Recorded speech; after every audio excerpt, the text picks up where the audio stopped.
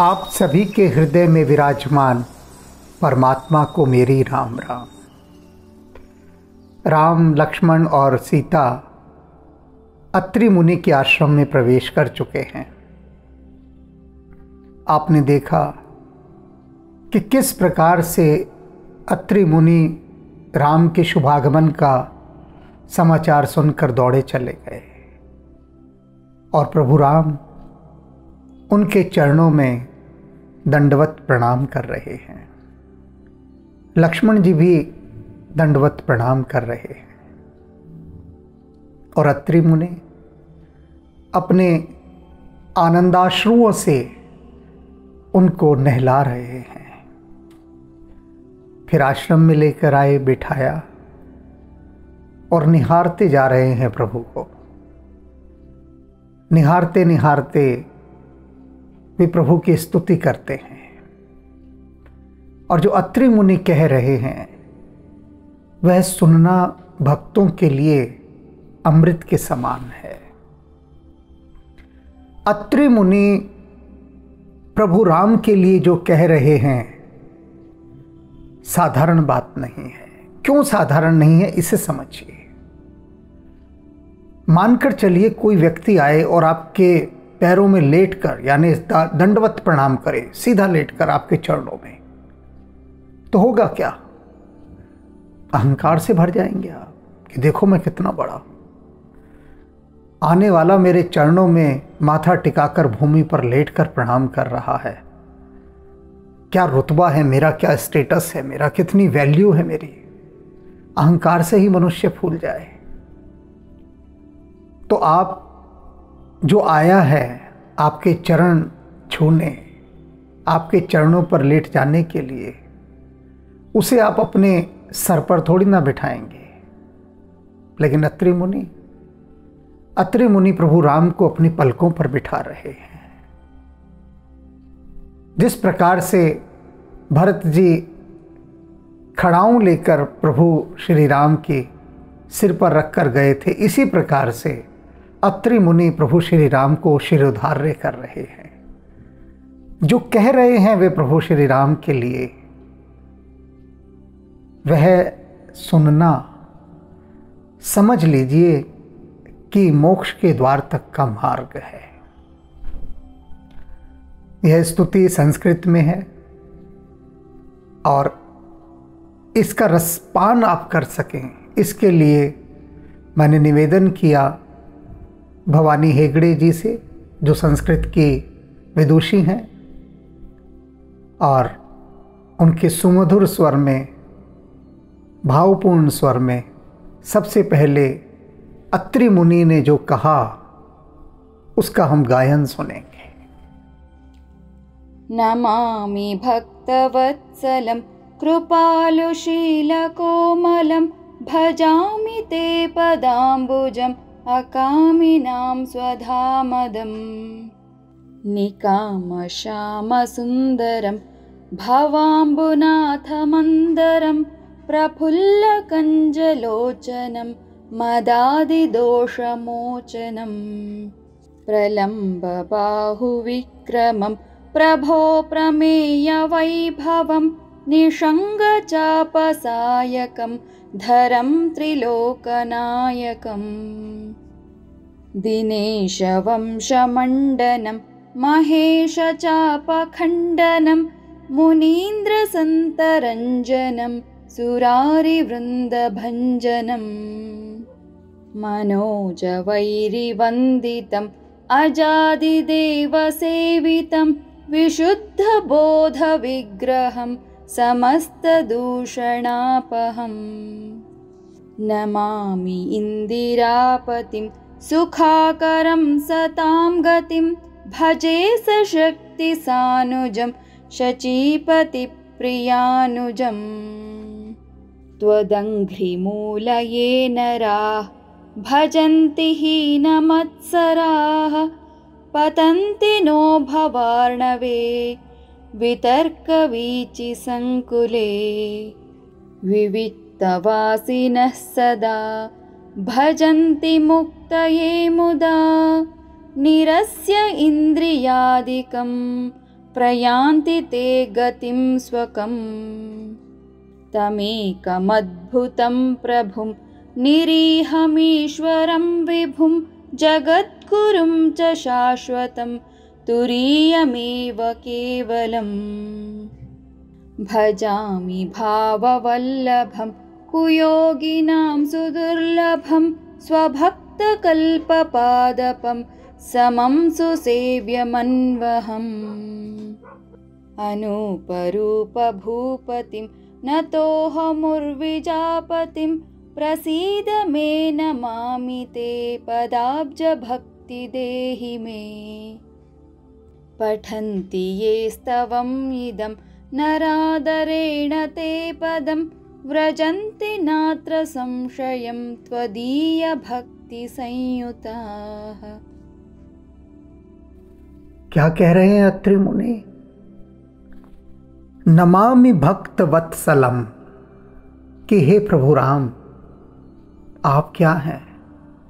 आप भक्तों से प्रेम करने वाले हैं और ऐसे प्रभु श्री राम को मैं नमस्कार करता हूं जिन्हें भक्त अति प्रिय हैं और उनसे वो प्रेम करते हैं।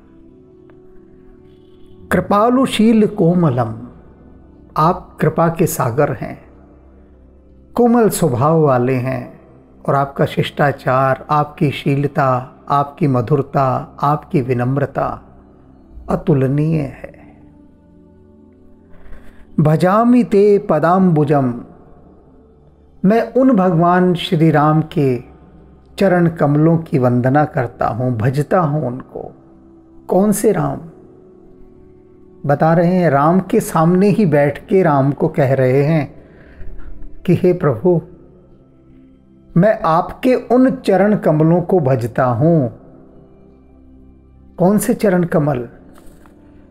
अकामी नाम स्वधामदम, जो अकामी पुरुषों को अपना परम धाम दे देते हैं।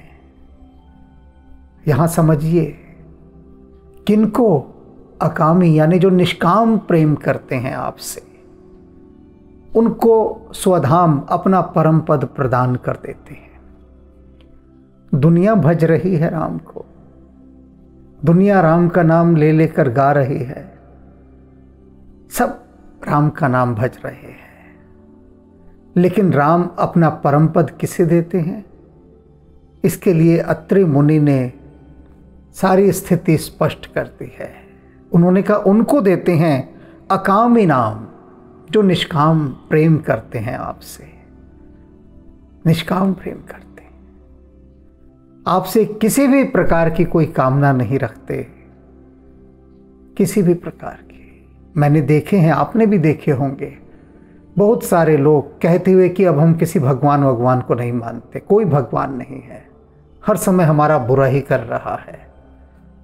कई लोग कहते हैं मैं पहले बहुत भगवान राम की पूजा करता था, मैंने सब छोड़ छाड़ दी, देखता भी नहीं अब मैं राम की तरफ। कहाँ राम, कैसे राम? चारों तरफ से मुसीबतों से हम घिरे हुए हैं, राम एक नज़र नहीं देखते हमारी तरफ, कोई राम है ही नहीं। तो क्या है वो? सकामी। लेकिन अत्रि मुनि क्या कह रहे हैं? अकामी नाम, जो निष्काम प्रेमी है। वही निष्काम की बात भगवान कृष्ण भी समझा चुके हैं अनेक बार। तो जब राम को भजना है ना, राम को सुमिरना है, राम को निहारना है, राममय होना है, तो कामनाओं को थोड़ा दूर कर दीजिए, कामनाओं को मत रखिए। रामकृष्ण परमहंस कहते थे विवेकानंद से कि यदि धन दौलत ही मांगनी है ना, पैसा ही मांगना है, तो किसी अमीर आदमी के आगे हाथ फैला लो, कोई फर्क नहीं पड़ता, कोई फर्क नहीं पड़ता। किसी अमीर से मांगो पैसा मांगना है तो, लेकिन यदि माँ जगदम्बा से मांगना है तो उनसे धन जैसी तुच्छ चीज क्या मांगनी? परमात्मा से धन नहीं मांगना। धन के लिए और बहुत, धन है क्या? थोड़ी सी मेहनत करो, पुरुषार्थ करो, थोड़ा सा बुद्धि लगाओ, जुगत लगाओ, धन चला आता है। धन तो ऐसा ही है कि जैसे कुआं खोदना, खुदाई करते जाओ, पानी तो निकलेगा ही। यहाँ नहीं निकलेगा, वहाँ निकल जाएगा। तो कुआं खोदने के लिए राम को खुदाई में क्या लगाना, या हनुमान जी को साथ क्या लगाना कि हनुमान जी आओ मेरे साथ कुआं खोदो। अरे इन छोटे छोटे कामों के लिए राम हनुमान को रखना है क्या? पैसा कमाने के लिए क्या राम और हनुमान जी को बुलाना? कोई नहीं ज़रूरत। ये तो अपने हाथ के खेल से ही हो जाएगा। और फिर राम जी सब देख ही रहे हैं कि मेहनत कर रहा है। पहले इन्होंने क्या कहा, सबसे पहले क्या कह रहे हैं, नमामि भक्त वत्सलम, कि मैं उन प्रभु श्री राम को नमस्कार कर रहा हूं जो भक्तों से बहुत प्रेम करते हैं। क्या राम नहीं देख रहे आप कितना पुरुषार्थ कर रहे हैं, मेहनत कर रहे हैं? किंतु कितना देना है, कब देना है, क्या देना है, यह निर्णय तो उनको लेने दीजिए ना कम से कम। उसके भी निर्णायक हम बन गए तो फिर हम तो खुद ही राम हो गए। फिर इसलिए उन्होंने कहा कि अकामी नाम स्वधा मदम, मैं आपके उन चरण कमलों को भजता हूं जो निष्काम प्रेमियों को तत्काल परम धाम दे डालते हैं। निकाम श्याम सुंदरम भवाम्बुनाथ मंदरम प्रफुल्ल कंजलोचनम मदादि दोष मोचनम। आप क्या हैं? आप इस संसार रूपी आवागमन का जो सागर हैं उसको मथने वाले मंदराचल पर्वत हैं। प्रफुल्ल कंजलोचनम, आपके नयन खिले हुए कमल के समान प्रफुल्लित थे। मदादि दोष मोचनम, और मदादि अहंकार इत्यादि, मद इत्यादि, नशे इत्यादि वाले जितने भी दोष हैं, मोचनम, उनको आप दूर करने वाले हैं, हटा देने वाले हैं, उनका नाश कर देने वाले हैं। कितने बड़े दोष होते हैं अहंकार इत्यादि। ये ऐसे दोष होते हैं कि जो सघन कोहरे के समान आपको आगे का कुछ नहीं देखने देते। ये गहरा कोहरा है, धुंध है ये दोष। अहंकार के नशे में आदमी कुछ नहीं देख पाता, कुछ भी नहीं। मैंने कुछ लोगों को देखा है, ऐसे लोगों को जिनको परमात्मा ने सब कुछ दे दिया, बहुत ऊंचा पद दे दिया, धन दे दिया, अधिकार दे दिए, प्रभाव दे दिया, और उन्हें मैंने देखा है वो इतने नशे में आ जाते हैं कि हर एक का मजाक उड़ाते चलते हैं, हर एक की उपेक्षा करते चलते हैं, हर एक का अपमान करते चलते हैं। सामने वाले को अपने आगे कुछ समझते ही नहीं, कीड़े मकोड़े से भी गया बीता समझते हैं।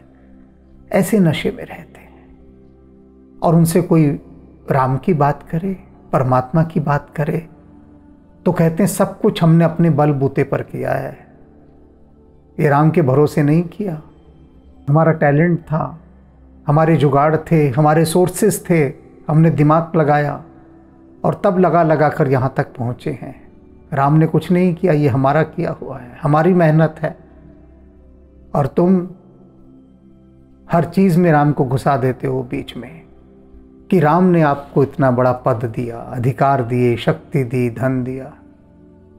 हमने खुद अपने बलबूते पर ये पैदा किया है। तो होते हैं ऐसे, बिल्कुल होते हैं।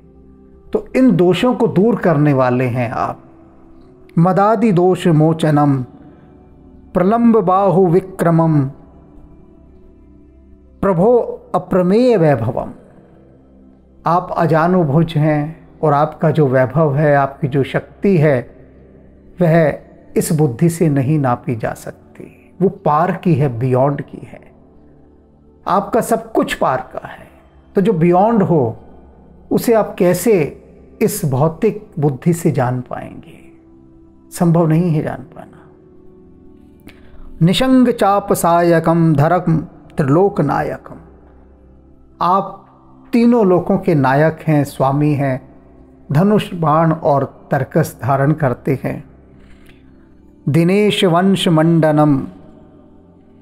सूर्यवंशी जो महाराज दशरथ का पूरा जो वंश है, राम का जो वंश है, सूर्यवंशी है ये।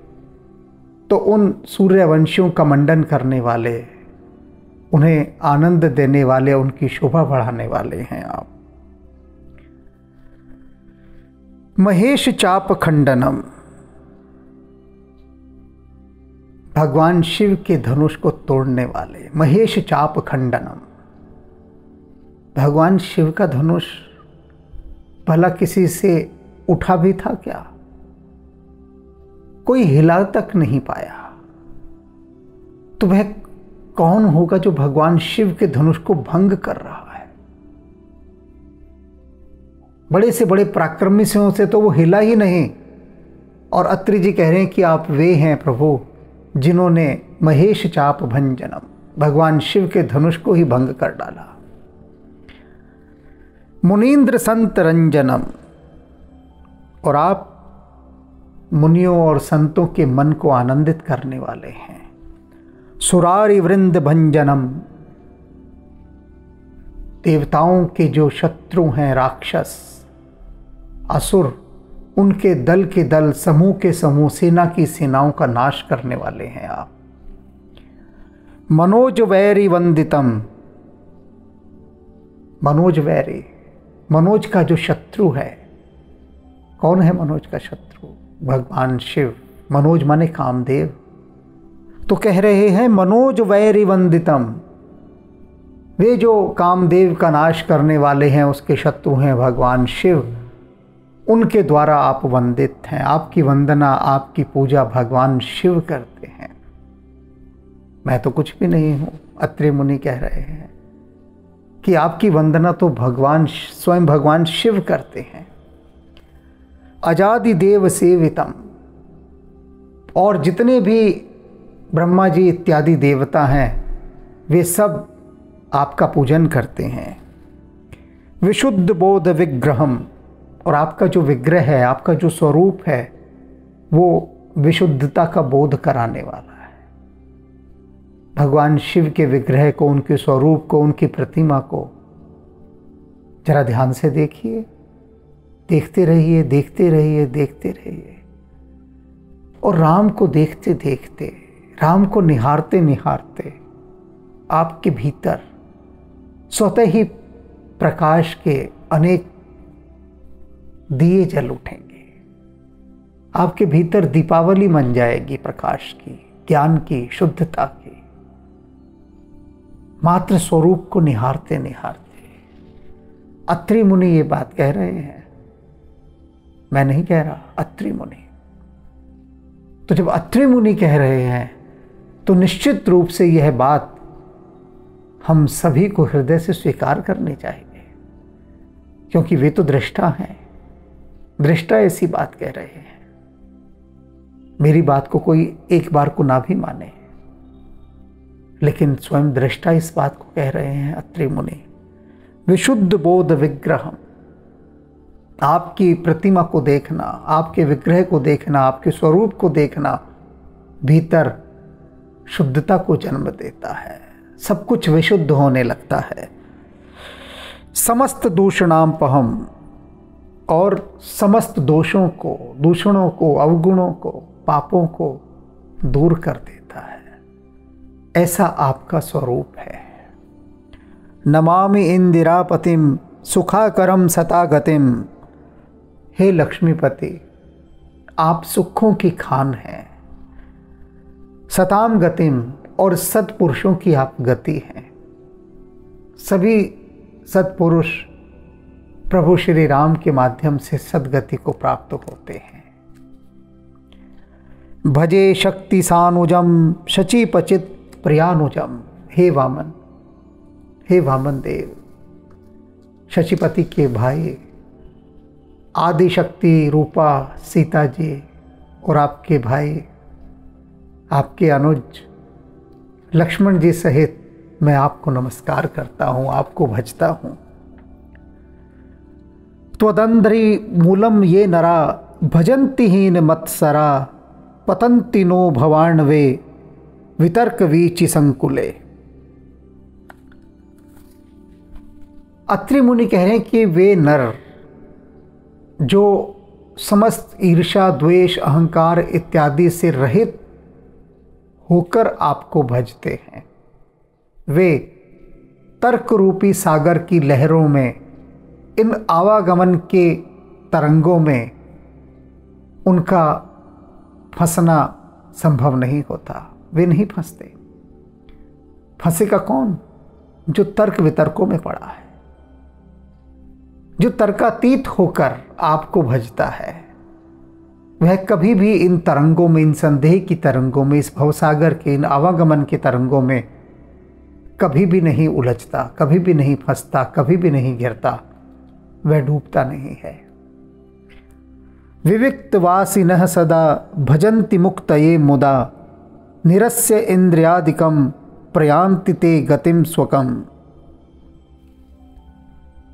अत्रि मुनि कह रहे हैं कि जो एकांतवासी होकर, एक एक शब्द समझने जैसा है, एकांतवासी होकर विषय वासनाओं से अपने मन को हटाकर, दो बातें समझ लीजिए। पहला तो एकांतवासी होकर, एकांतवासी होना बड़ा मुश्किल है, कुछ न कुछ साथ चाहिए। एकांतवासी जैसे ही साधारण मनुष्य होता है, वह क्या कहता है कि मैं तो बोर हो गया, उदास हो गया, अकेलापन मुझे खा गया। तो एकांतवास वह कर नहीं पाता, उसे कोई ना कोई डिवाइस चाहिए जिसके साथ वह उलझा रहे, कोई ना कोई माध्यम चाहिए जिसमें वह अपने मन को उलझाए रखे, क्योंकि मन अकेला रह नहीं पाता उसका, क्योंकि कभी अकेला उसने मन को छोड़ा ही नहीं। अब जब छोड़ा नहीं अकेला, तो मन उसे सताता है कि कोई चीज़ मुझे चाहिए अपने साथ। तो अत्रि मुनि क्या कह रहे हैं कि एकांतवासी होकर और उसके बाद अपने मन को इन सभी विषय वासनाओं से हटाकर, निरस्य इंद्रियादिकम प्रयान्ति ते गतिम स्वकम, जो उसके बाद फिर आप में अपना ध्यान लगाते हैं। पहले तो एकांतवासी हो गए, उसके बाद क्या हुआ? अपनी इंद्रियों को बाकी चीज़ों से हटा लिया, विषय वासनाओं से, और फिर आपको भजना आरंभ किया। उसके बाद वे आपके स्वरूप को उपलब्ध होते हैं, अपने स्वरूप को उपलब्ध होते हैं। अनेक बार, क्या अक्सर ही मैं लोगों को जब साधना की बात कहता हूं, तो कहता हूं कि सोने से बस आधा घंटा पहले हर एक को अलग अलग साधना दी जाती है, क्योंकि साधना कोई भीड़ को नहीं दी जा सकती, व्यक्तिगत होती है। तो जब लोग जुड़ते हैं तो मैं उन्हें यही कहता हूं कि सोने से बस आधा घंटा पहले। सोने से क्यों? क्योंकि सोते समय यही बात आ गई, जो एकांतवासी पुरुष, सोने से कुछ देर पहले सभी एकांतवासी हो जाते हैं, ये याद रखिए। आप अपने शयन कक्ष में चले गए, बेडरूम में, अब उस समय बेडरूम में बहुत ही विरला होता है कि आपको कोई मैसेज आ जाए, कोई फ़ोन आ जाए, क्योंकि सभी लोग अब सोने की तैयारी में हैं। तो प्रत्येक व्यक्ति रात को सोने से पहले एकांतवास में होता है। अब वो बिंदु है, वो पॉइंट है जहां से आपकी छलांग लग सकती है। उस समय आपको अपने मन को बाकी चीज़ों से हटाना है और राममय होना है। तो सामान्य सांसारिक जनों के लिए साधना का सबसे सुंदर काल या तो रात होती है या फिर बहुत सुबह होती है, ब्रह्म मुहूर्त, अमृत वेला कि उठ गए आप 4 बजे। अब 4 से 6 बजे के बीच एकांत है, आपको कोई नहीं सताएगा, संसार का कोई भी आदमी, क्योंकि सब सोए पड़े हैं। कुत्ते भी सोए होते हैं उस समय तक, क्योंकि सारी रात ऑन ड्यूटी होते हैं कुत्ते, सारी रात भौंक भौंक करते हैं। 4 बजे तक वो भी भौंक भाग के थक जाते हैं। तो 4 से 6 बजे के बीच कुत्ते भी बड़ी मधुर नींद सो रहे होते हैं, सुख के सपने देख रहे होते हैं कुत्ते। तो कुत्तों की भौंक भी नहीं मिलेगी आपको, इतना गहन एकांत 4 बजे। तो ये 2 समय है, या तो रात का या अमृत वेला का। और उसी समय में संसार के बहुत सारी तरंगे ठहरी होती हैं, तब अपने मन को हटाया जा सकता है। अक्सर लोग पूछते हैं अमृत वेला का क्या लाभ है? यही लाभ है कि संसार की बहुत सारी तरंगे थमी होती हैं, सबके मोबाइल फोन थमे हुए हैं, तो तरंगे हलचल नहीं कर रही, जल शांत है, लोगों के दिमाग नहीं चल रहे ज़्यादा, क्योंकि सब सोए पड़े हैं, बेहोश है। इसलिए तो ये एकांतवास का भी मैंने यहाँ पर आपके लिए समय निकाल दिया है। हिमालय जाने की आवश्यकता नहीं एकांतवास के लिए, क्योंकि ना आप जा सकते ना वो संभावनाएं हैं। अपने ही घर में हिमालय का सृजन करना है, अपने ही बेडरूम को गुफा बना देना है कि जहाँ पर आप ईश्वर का ध्यान कर सके। तो ये सूत्र समझ लीजिए जो अत्रि मुनि ने बताया यहाँ पर। त्वमेकम अद्भुतम, आप कैसे हैं? आप अद्भुत हैं। आप केवल एकमात्र ऐसे ही हैं जो अद्भुत हैं और कोई अद्भुत नहीं है। प्रभुम, आप प्रभु हैं, शक्तिशाली हैं।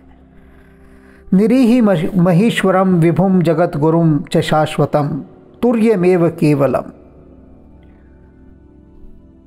अत्रि मुनि कह रहे हैं कि जितने भी ये त्रिगुणात्मक सृष्टि है ना, सत रज तम सारे गुण, इन समस्त त्रिगुणात्मक सृष्टि से आप परे हैं, गुणातीत हैं आप। कोई गुण आप पर नहीं व्याप्त था, न सत न तम न रज, आप गुणातीत हैं। ऐसे अद्भुत हैं आप, ऐसे सौंदर्य संपन्न हैं आप।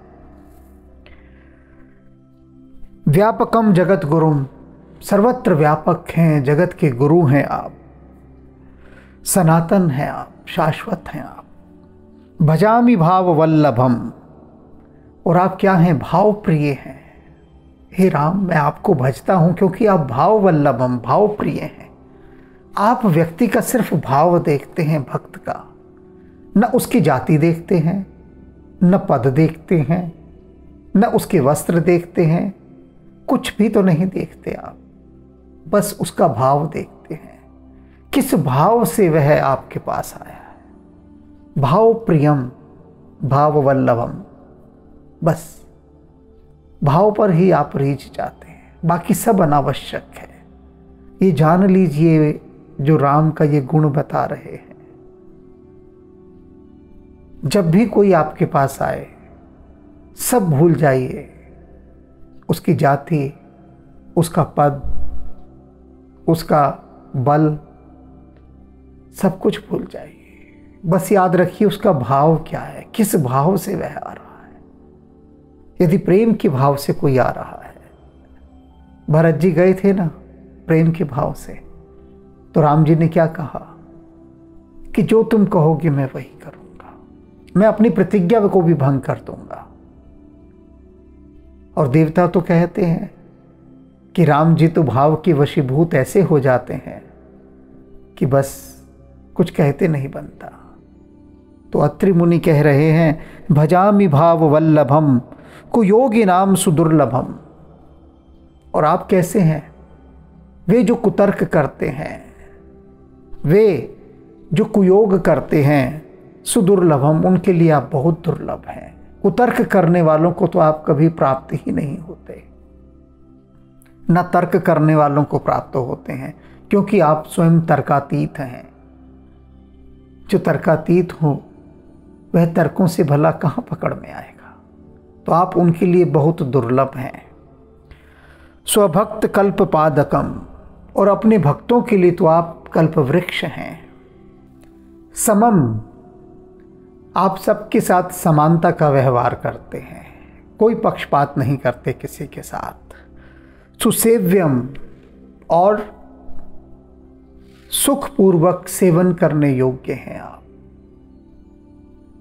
अनूप रूप भूपतिम न तो अहम विरजापतिम प्रसीद में नमामि ते पदाम्ब भक्ति देहि में। कह रहे हैं अत्रि मुनि जी, हे पृथ्वीपति, हे अनुपम सुंदर, आप मुझे अपने चरण कमलों की भक्ति प्रदान करें, और कुछ नहीं चाहिए। किनसे कह रहे हैं चरण कमलों की भक्ति प्रदान करें? उनसे कह रहे हैं जो स्वयं अत्रि मुनि के चरणों पर आकर लेट गए थे, दंडवत प्रणाम कर रहे थे। अत्रि मुनि दृष्टा हैं, वे सब देख पा रहे हैं कि प्रभु लीला करने आए हैं, और इस समय वे उनके स्वरूप का चिंतन कर रहे हैं। वे दशरथ पुत्र राम को नहीं देख रहे, वे किसे देख रहे हैं? वे परम पिता परमेश्वर को देख रहे हैं। पठन्ति ये स्तवम इदम नरादरणेन ते पदम व्रजन्ति मात्र संशयम त्वदीय भक्ति संयुक्ता। अत्रि मुनि कह रहे हैं कि जो भी मनुष्य ये इस स्तुति को सुनेगा जो अभी मैंने प्रभु श्री राम की है, वे आपके परम पद को प्राप्त होंगे, इसमें कोई संदेह नहीं है। त्वदीयम भक्ति संयुक्ता व्रजन्ति नात्र संशयम, इसमें कोई भी संशय नहीं है कि वे आपके परम पद को प्राप्त नहीं होंगे। क्यों संशय नहीं है? क्योंकि उन्होंने राम को देखने की दृष्टि दी है। यहां पर राम के इन गुणों को हम जब आत्मसात करके राम की स्तुति करेंगे तब राममय होंगे हम, उससे पहले नहीं होंगे। राम को भजने जा रहे हैं, राम का पूजन करने जा रहे हैं और मन को संसार की ओर लगाया हुआ है। मन को वहां से खींच कर क्यों नहीं लाए? खींच कर लाना होता है मन को, मन ऐसे नहीं आता। जैसे देखा है ना कि जब कुत्ते को सैर पर लेके जाते हैं तो कुत्ता इधर उधर मुंह मारने के लिए दौड़ता है, लेकिन मालिक उसको जंजीर से खींचता है। इसी तरह से यह मन है, इसे जंजीर से खींचना पड़ता है, इसके गले में पट्टा डालना पड़ता है। और जब बहुत प्रशिक्षण दे दिया जाता है मन को, तब मन उस आज्ञाकारी कुत्ते के समान हो जाता है जिसे फिर पट्टा नहीं डालना पड़ता, जंजीर नहीं डालनी पड़ती। वह सिर्फ शब्दों और इशारों में ही काम करता है। ऐसे कुत्ते देखे हैं मैंने कि भौंकना शुरू करते हैं और मालिक कहता है चुप, तो बिल्कुल चुप। मालिक कहता है वहां जाकर बैठो और कुत्ता उसी स्थान पर बैठ जाता है जाकर। मालिक कहता है आओ और इनको नमस्ते करो, कुत्ता वहां आता है, उनसे हाथ मिलाता है, फिर वापस अपनी जगह लौटकर बैठ जाता है। तो ऐसा जब तक मन ना हो जाए, इतना आज्ञाकारी, तब तक भक्ति ढंग से नहीं हो सकती। और भक्ति ढंग से हो, इसका एकांत में अभ्यास करना है, जो अभी अत्रि मुनि जी ने सूत्र बताया। एकांत, समय निकालने जीवन में एकांत का, और फिर एकांत में बैठकर बस राम के स्वरूप को, राम की प्रतिमा को निहारते रहें। और निहारते निहारते आप पाएंगे कि उनके जो गुण हैं, जो दिव्यता है, जो प्रकाश है, वह आपके भीतर आ रहा है। क्योंकि जिसे हम देखना आरंभ करते हैं वैसे ही वैसे होते जाते हैं, वैसे ही। और राम में ही सब समाये हैं।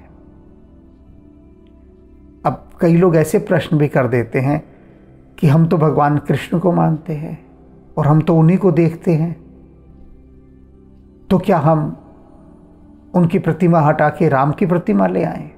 या कोई कहता है हम तो हनुमान जी को मानते हैं, तो क्या हम उनकी प्रतिमा हटा के राम की ले आएं? राम सबके प्रतीक है। आप हनुमान जी को देखिए, भगवान कृष्ण को देखिए, कोई आवश्यकता नहीं। यदि आप भगवान कृष्ण के भक्त हैं तो कृष्ण में भी राम है, हनुमान में भी राम है, सब में राम है। आप उन्हीं को निहारते निहारते राम को ही पालेंगे। कोई आवश्यकता नहीं कि हनुमान जी की प्रतिमा हटाकर राम की लानी है, कृष्ण की हटाकर राम की लानी है, शिव की हटाकर राम की लानी है। नहीं, कोई आवश्यकता नहीं। आपका मन जहां पर ठहरता है, जहां टिकता है, मन को तो टिकाना है ना, जिस पर टिक जाए, राम पर टिके, कृष्ण पर टिके, हनुमान पर टिके, शिव पर टिके, माँ जगदम्बा पर टिके, जिस पर भी टिके, कोई फर्क नहीं पड़ता। बस टिक जाए, दिव्यता पर टिके। सब में राम समाया, सब में राम समाया। राम सिया राम जय जय राम। राम सिया राम जय जय राम। राम सिया राम जय जय राम। राम सिया राम जय जय राम। राम सिया राम जय जय राम। राम सिया राम जय जय राम। राम सिया राम जय जय राम। राम सिया राम जय जय राम।